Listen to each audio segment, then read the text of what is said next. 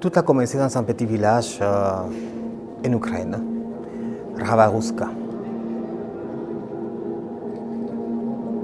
On savait qu'il y avait beaucoup de Juifs avant la Deuxième Guerre mondiale et on se demandait qu'est-ce qui s'est passé avec les Juifs puisqu'aujourd'hui il n'y a personne. En fait, ils ont été amenés au milieu de la forêt et ils ont été assassinés, fusillés.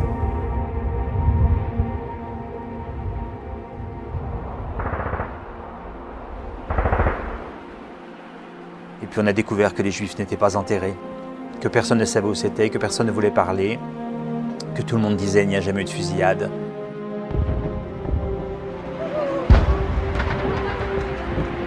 On arrive et on retrouve des gens âgés, des villageois. Ils nous racontent ce qui s'est passé avec les derniers Juifs de Ravaruska, ce qu'ils ont vu.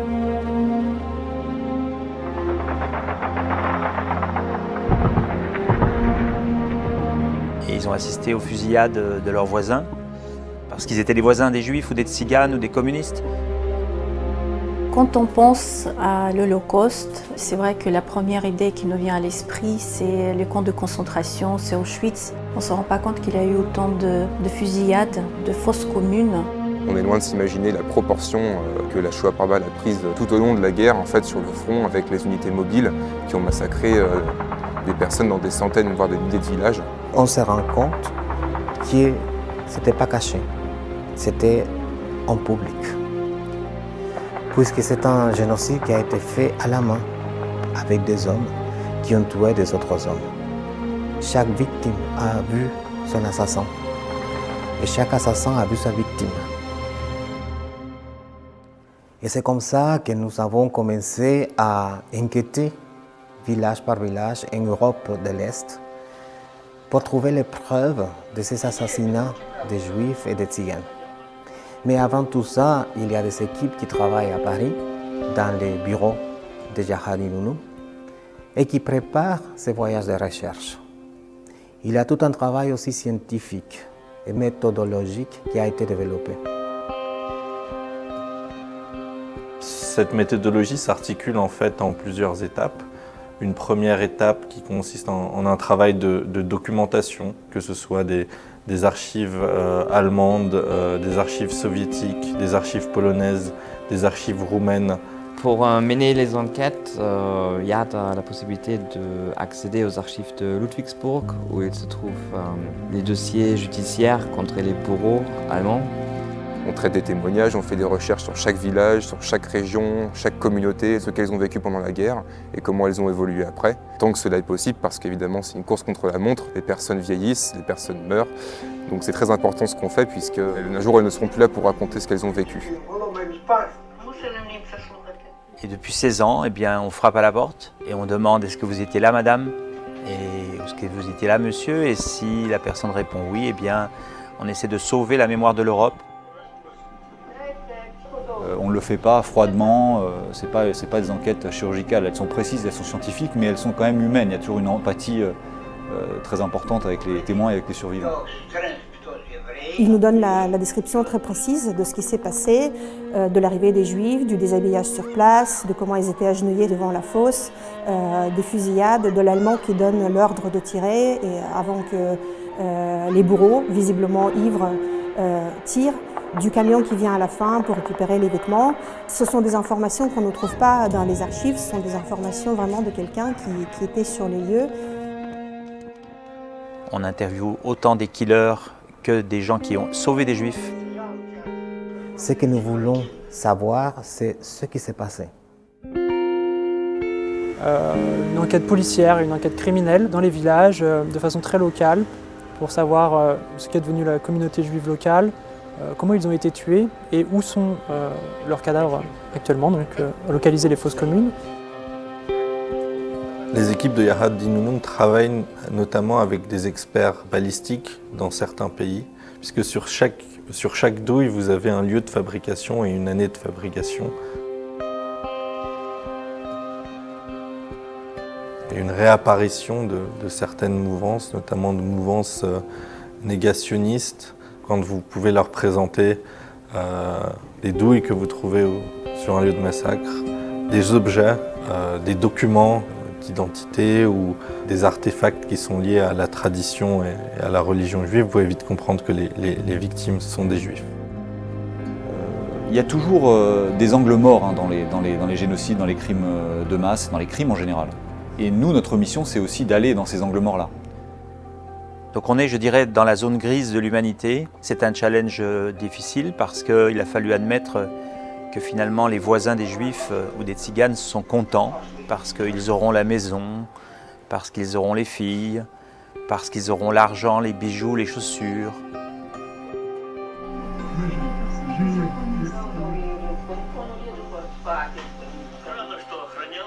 C'est toujours inconfortable, c'est toujours difficile, dangereux, souvent dangereux, disons. Mais c'est nécessaire parce que si ces angles morts-là sont laissés vacants, c'est la porte ouverte à une déformation de l'histoire, à une utilisation politique de l'histoire. Nous avons collecté plus de 7000 témoignages. Et grâce à ces témoignages-là, on arrive à comprendre ces mécanismes d'assassinat qui nous a fait comprendre comment ça marche un génocide. Les pères de voix parlent très souvent qu'ils n'aiment pas quand on dit never again, plus jamais. Parce que malheureusement, après la Shoah, il y a eu des autres génocides, des autres violences de masse qui se sont passées.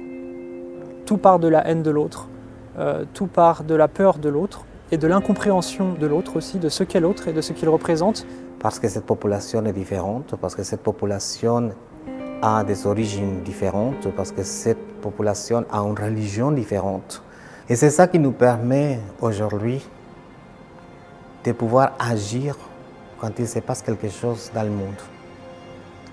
C'est ça qui nous a amenés dans les petits villages des peuples quichés au Guatemala, pour essayer de comprendre aussi ce qui s'est passé pendant les années 80.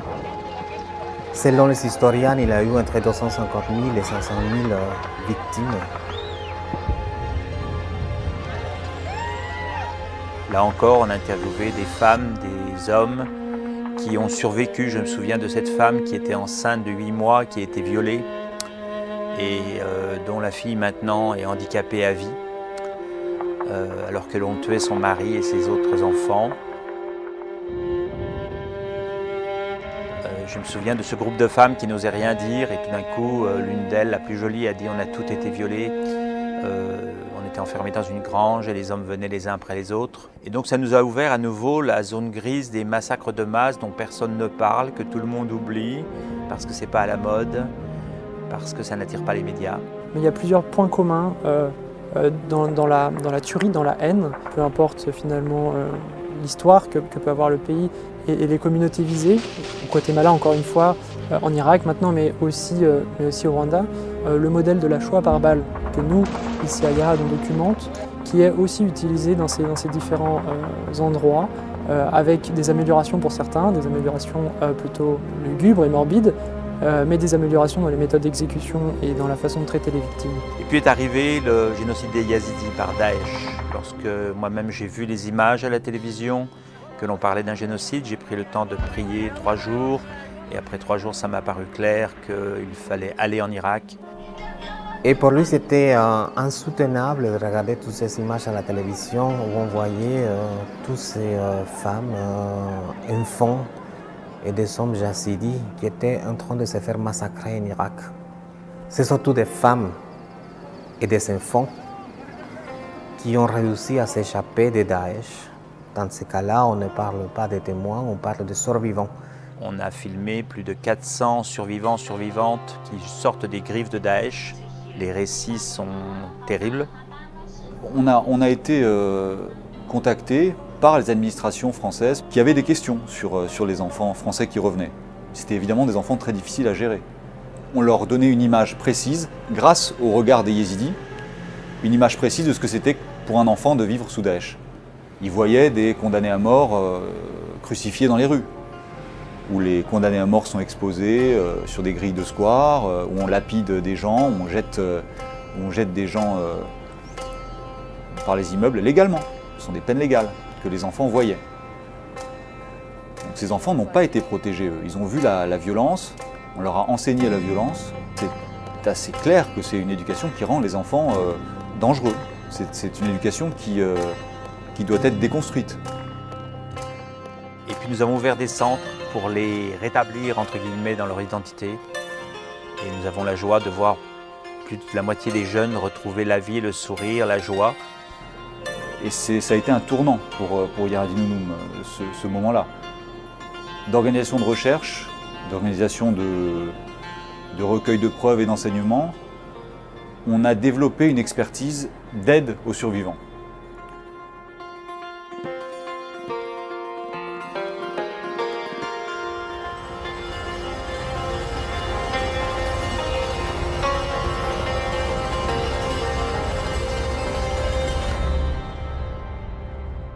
En fait, c'est ça, Yarad se situe vraiment du côté des victimes oubliées.